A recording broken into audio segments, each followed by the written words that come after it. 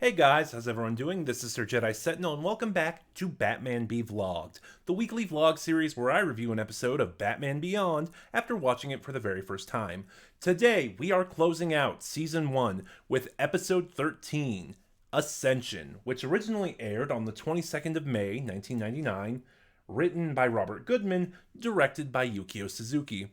And as well as closing out Season 1, Ascension is the conclusion thus far of the Derek Powers / Blight story arc, which is also kind of fitting.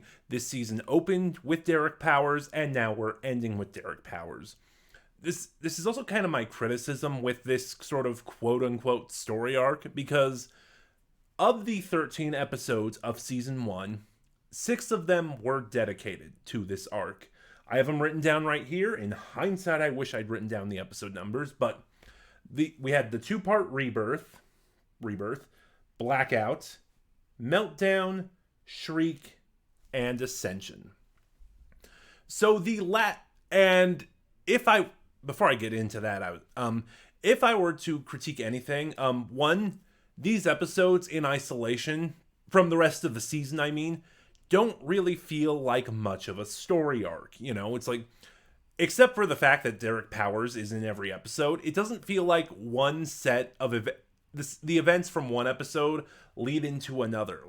The only episodes that truly feel like an arc of some kind are Rebirth, Blackout, because we're starting to see what's going on with Derek Powers, Meltdown, which has Derek Powers sort of becoming Blight for the first time, and then Ascension. So, looking at this, Shriek was kind of pointless.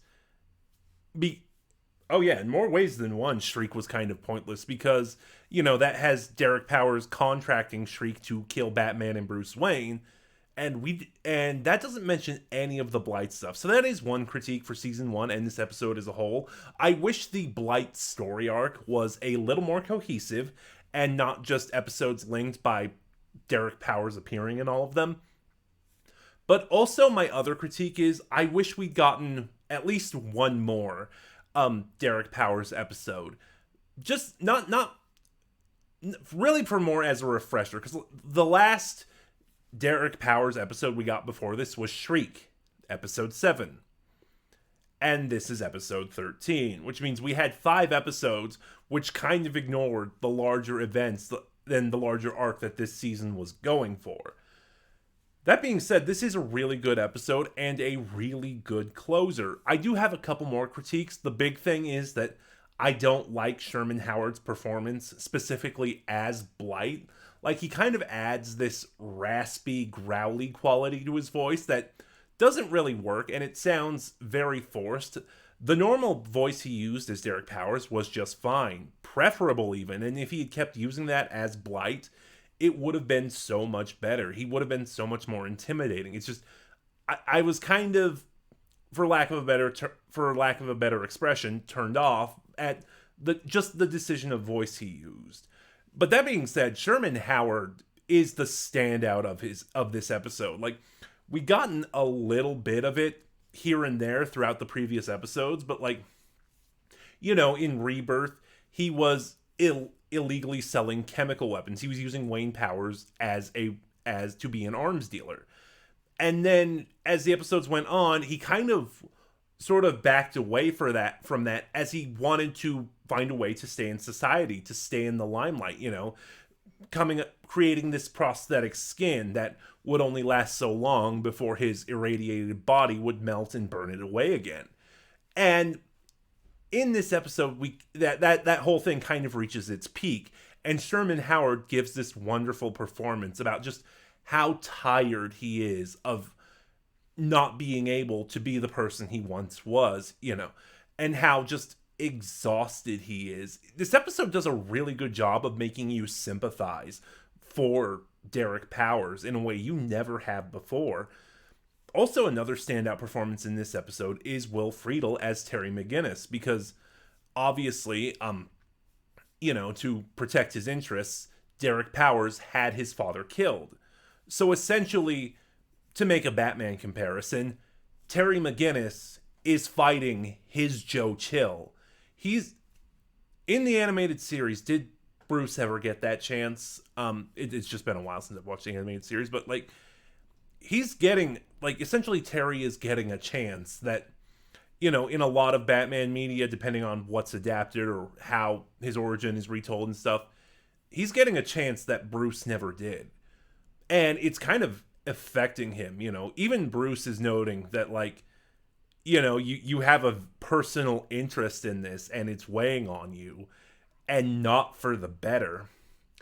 Among other things, too, we're introduced to a new character, Derek's son, Paxton Powers, voiced by Cary Elwes, who is really good, and I was kind of surprised. Like, I loved Cary Elwes in The Princess Bride and Robin Hood Men in Tights, and the stuff I know him for, this performance is so different from that stuff. Really good performance overall, and just as much as you hate Derek Powers throughout this series, this episode makes you hate Paxton so much more. And kind of understandably, because as he points out, Derek is the person who made him who he is. But at the same time, Derek is trying to set up his son in the best way possible. It's to make a Doctor Who comparison, because this started out as a Doctor Who channel. This is kind of like the Caves of Androzani. There are no good guys. Like, no matter what Terry ends up doing, no, that's not a proper comparison. Basically, whatever side Terry's on is not the good guys. Like, he could side with Derek Powers and help him, or he could side with Paxton Powers and help him. But either way, he's helping the villain. And getting into spoilers here now for the 20-year-old series, Derek's demise is really well done. Like, when he realizes that his own son betrayed him and he essentially has nothing left, he starts lashing out. And, like, as Terry explains, he's going critical, which is kind of this perfect karmic, poetic ending for Derek Powers. If he is dead, because the ending of this episode left it really ambiguous.